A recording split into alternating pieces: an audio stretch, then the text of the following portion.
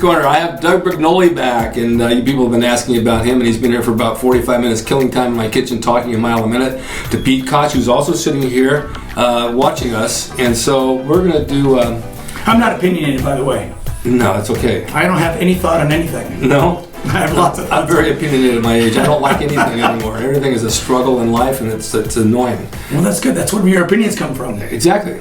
Opinions come out my ass. Well, they come out from disagreement. That's where they come from. Yeah, but I don't like to disagree. If you agree with everything, there's no opinion. This is true. I have no opinion. All right, so you've been getting a lot of emails. Yeah, it's sort of amazing. Some questions are smart. Yeah. Some questions aren't questions. Right. And so I was wondering how you deal with that, because it's overwhelming. Well, recently Leroy Colbert passed away. Right. So I did a tribute, and I got a ton of questions. One guy probably 10 times says, what did he die from? What did he die from? I don't really know, other than the fact that he hit his head and broke his nose and cracked his jaw and he was bleeding. So did that really happen? It really happened. So But he wasn't young either. No, he was 83, I believe. All right. But someone said, well, when you get old, you die. Well, not necessarily.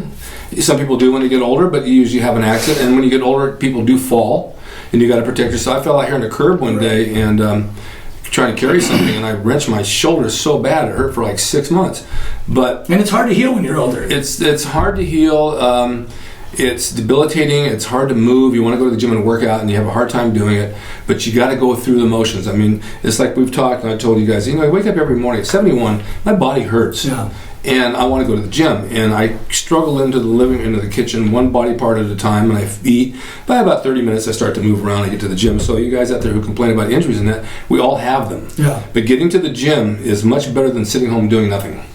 But I have something to say about body aches. I'm sure when you're done with your... No, I'm just telling you. Go ahead. Well, I just recently had a kind of a thing happen to me where my lower back started hurting a lot. Yeah. And I knew it wasn't orthopedic because it wasn't in one place. It would move around, up, low, left, right.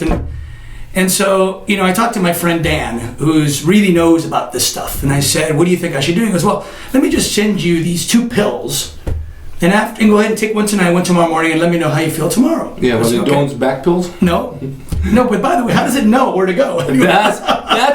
That's a good point. I remember when I was a kid, and my kids would say, you're getting a shot for this, but how does it know where to go? It just finds its way. Exactly. It's like, hey, this one's for your left shoulder, this one's for your right. Yeah, exactly. Anyway, so I took these 2 pills, and the next day my pain was gone. Yeah. So I said, well, what's that? Ibuprofen. I trusted him, right? Yeah.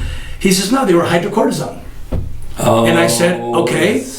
So he says, here's the deal. He says, the reason why your back was hurting is because you have inflammation. Mm-hmm. He says, now we can ask why do you have inflammation, but one thing we proved is that the reduction of inflammation made the pain go away, right?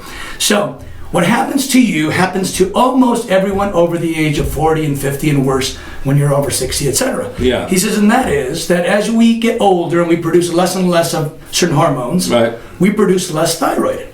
Oh, yeah.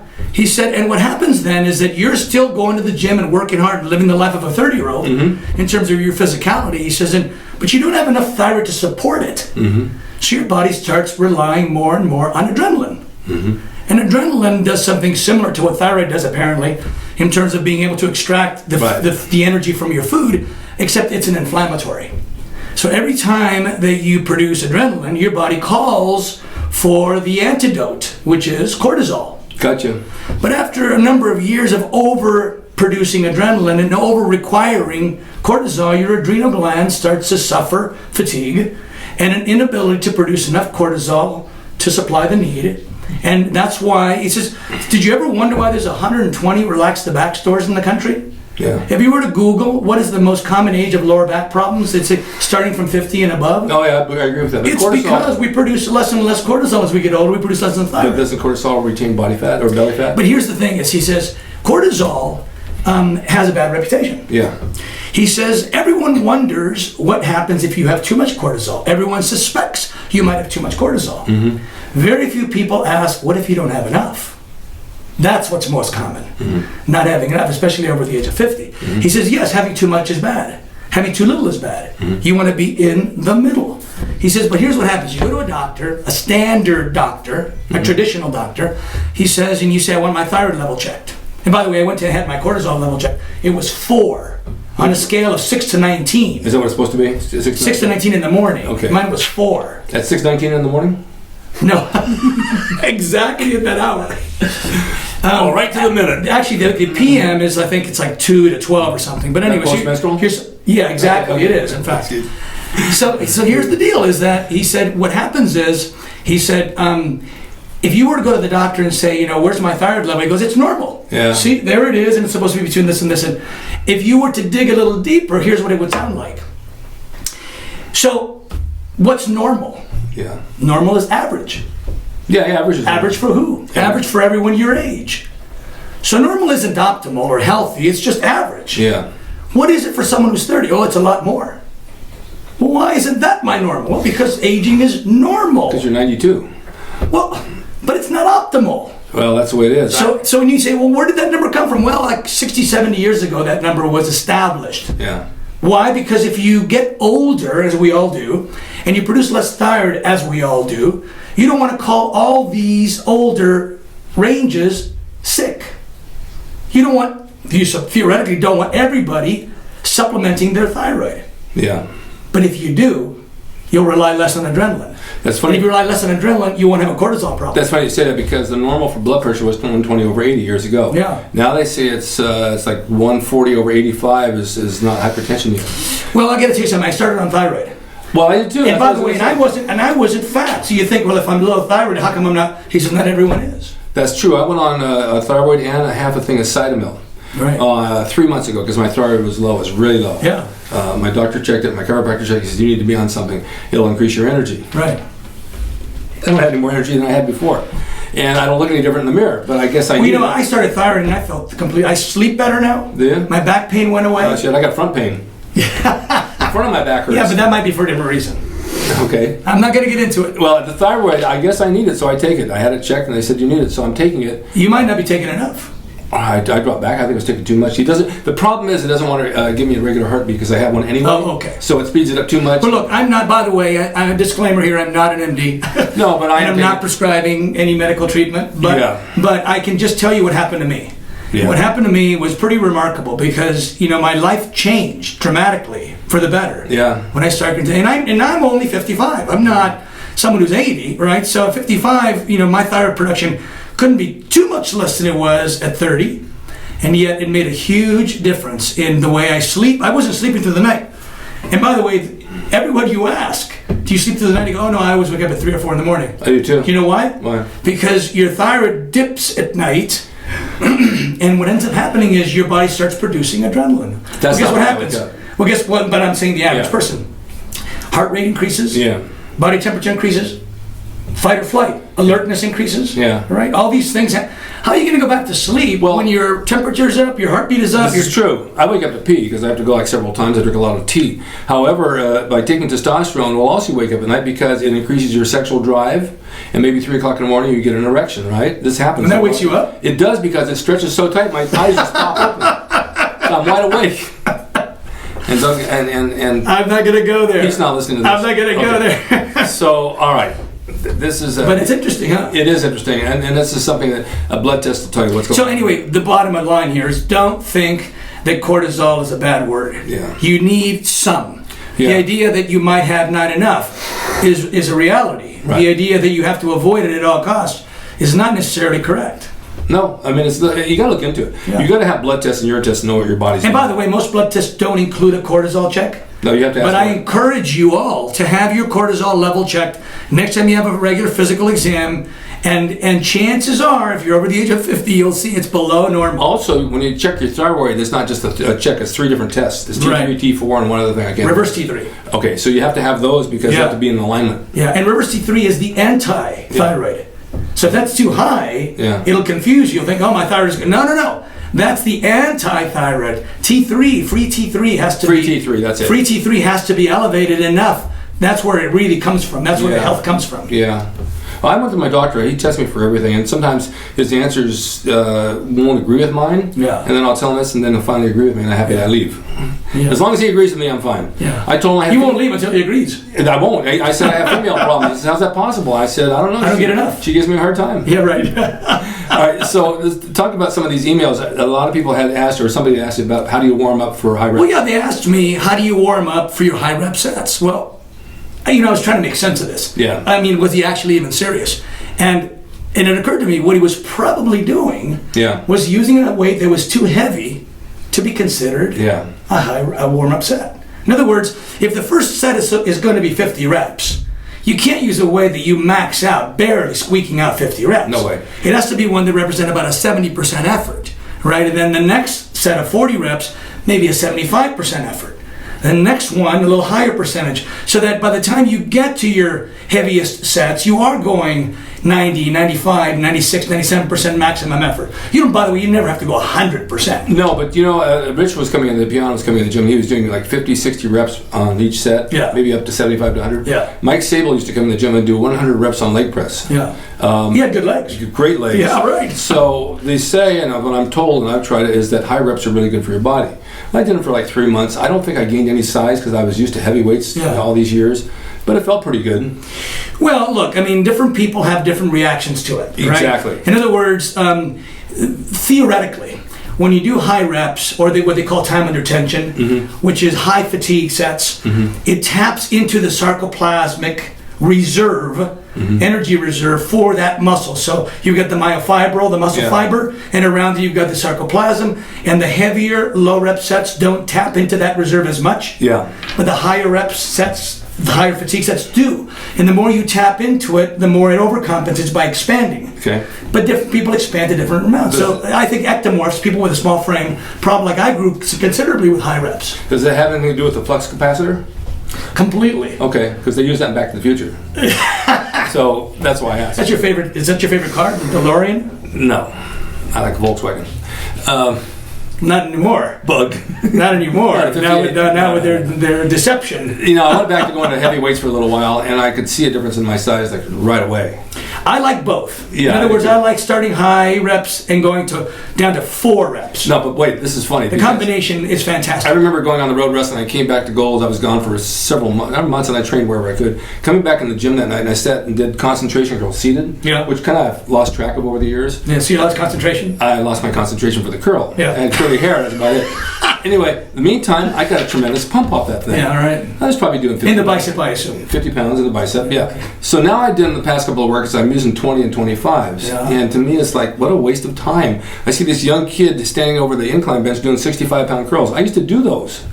I can't even lift it off the rack. Yeah, but that doesn't mean that what you're using today is a waste of time. No, but I didn't like this bicep, and he had no bicep. Yeah, I've seen a lot of guys in the gym pumping up 80 and 90-pound dumbbells. Yeah. They have no physique. No physique. They just have a lot of power. Yeah, and so it doesn't really mean anything. It doesn't mean anything. And you got to listen to your own body. Yeah, I'm also going to say, and the same thing. The machines today that are newly built and designed, pretty much mimic a dumbbell or a barbell. If you use the hammer machine and you're doing seated pressing and it's like this, you can literally squeeze like a dumbbell. Well, and when the hammers first came out, that's exactly what I said. I said, the standard bench press machine imitates the same flaw of a barbell press. Right. It starts wide and ends wide. Right. What you want to do is come toward the center. Exactly. And the hammers started doing that and they nailed it. Yeah. Now, they're not the best, but they're much better than a standard bench press machine or a standard bench press bar. I just happen to like that. And you got to come together. I mean, this is where the chest muscle contracts. Right. If you're going out there and you're missing all of this range of motion, and that's okay. All right. It would have to be okay across the board for every exercise, and it's not. Tell me something else. I always did dumbbell flies. Yeah. I'd go up to 80s, and just dumbbell flies, and I felt them.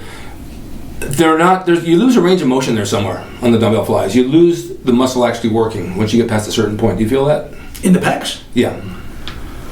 Well, look, I mean, first of all, there's 2 levers at play, right? There's this lever, which is being pulled on by the pec. Yeah. And then there's this muscle, which is being pulled on by the bicep. Okay. Now, the bicep also crosses the shoulder joint. So when you do a fly, it actually seems to help a little bit of the shoulder flexing because it crosses the shoulder joint, believe it or not. So, and the reason why I discovered this was because I thought, well, if I'm doing a standard dumbbell press and I open this up a little bit and lengthen that lever, it should make it harder. Mm-hmm. And it doesn't always make it harder. No. It feels a little different. Right. But I have to believe that that extra bicep participation is actually helping flex the shoulder joint. Okay. The reason I even ask this is because when you have shoulder injury and you have arthritis in my shoulder, the dumbbells, the shoulders begin to chatter. You can feel the fibers going every time you do it, it's like ratchet wrenches. So I stayed off, and then every night I come home, I think, okay, tomorrow I'm going to do dumbbells again. And by the time I get to the gym, I don't want to do them. I just talk myself out of it, and I go back to the machine, and then I do cable crossovers, or I do the pec deck. Yeah. Now, it's the same motion as a dumbbell. The cable never lets up, so you have complete resistance all the way, right? Yeah. The pec deck, too, if I sit forward on the edge of the bench and do it, I can get complete contraction. Yeah, right. But is it any better than the dumbbell or any less better than the dumbbell? That's my question. Well, look, there's this thing called the strength curve, which is that a muscle is stronger when it's elongated and it's weaker when it's shortened. It's like an elastic band in a way, right? Right.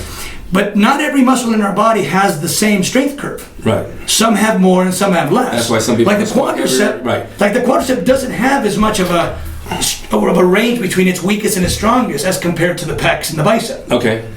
And then there's another thing that gets really complicated now, which is called mechanical advantage and disadvantage. Yeah. So we had to show them that. Yeah, we talked about this. So as your arm opens up, then and your bicep is pulling on this forearm more parallel to the forearm than it is perpendicular to the forearm, you have about a 7-time increase of force requirement. Right? So even though the lever is entering a neutral position, you're entering a mechanical disadvantage. So you're getting a 6-time, 7-time increase of mechanical requirement as the thing is. So that's why a standing curl feels okay, even though theoretically it's getting lighter as the muscle gets longer. Yeah. But that's because it's being offset by the other, which is the mechanical disadvantage. So it gets very common. I will say that you've got to experiment and find your own comfort zone, especially if you have orthopedic issues. You do, and your comfort zone changes as you get older. Yeah. Because I used to sit and do those concentration drills. I really felt them. I don't feel them now at all. At the 2025, I don't feel them. Yeah. Hang it over a bench and do some? Yes. Yeah. I can feel them that way. You know what I like?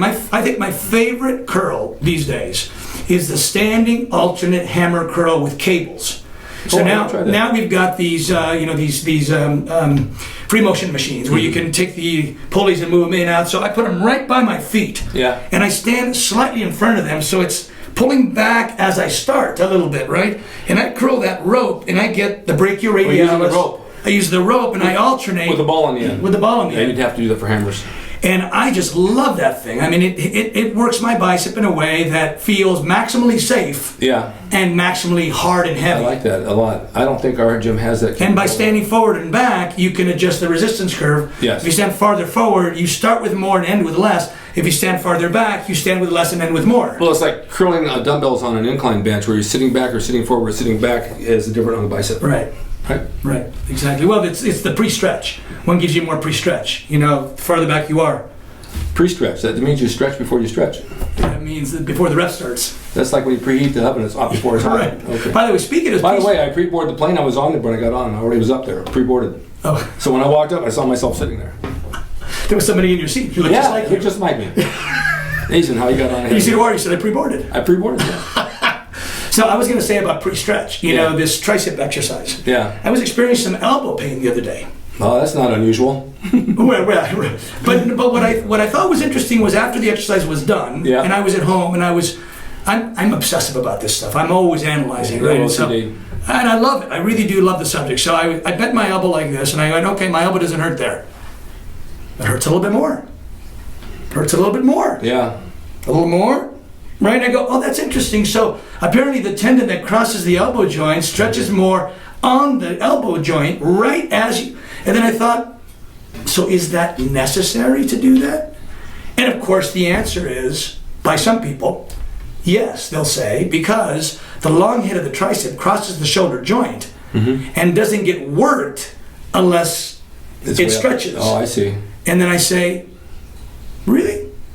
Because if that were true, it would be true across the board. And yet we don't lay back when we do leg extensions, right? We know that if we bottom out on dumbbell presses, that isn't necessarily going to produce more pectoral growth. In other words, extra stretch at the beginning of a rep doesn't necessarily produce more growth. Why would it in one muscle but not in all the other muscles? However, I do sit back sometimes for leg extensions because if I sit way back and Well, you can't sit back far enough is what I'm talking about. In other words, back when it was a flat thing. Yeah. And you could lie flat. Oh, yeah. Then you get a maximum quadricep stretch. Oh, my God. And if pre-stretch caused growth, we would all be doing leg extensions like that. Yeah. But we know that isn't the case. No, it just feels good. It feels good to stretch it out. It might, but not when you're going heavy. Well, who goes heavy? In other words, if you're going heavy, you know you're going to tear something. Yeah. Pre-stretching with heavy weight is a recipe for an injury. Yeah. So I just thought I would throw that out there, is that pre-stretch isn't all that you think it might. However, in 2001, I tore both quads. Yeah, you mentioned this before. My God, that was a nightmare. That was a nightmare.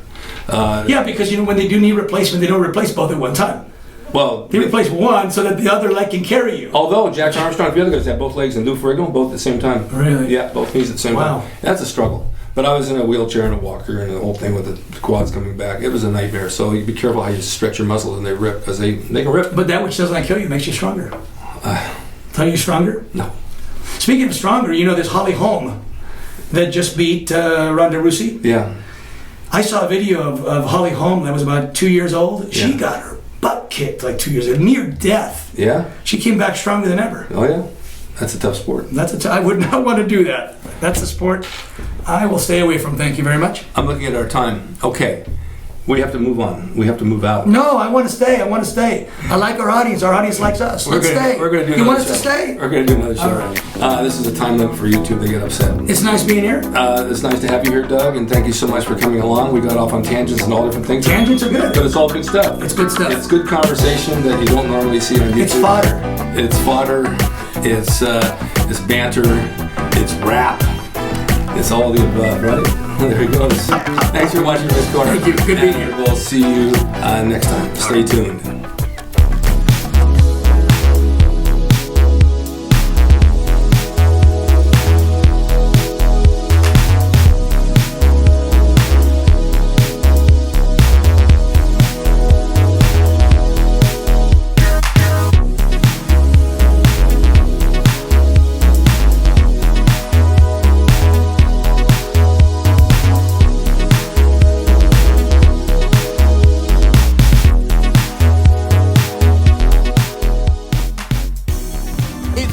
Drasin.com. He is the equalizer, baby. See you next time.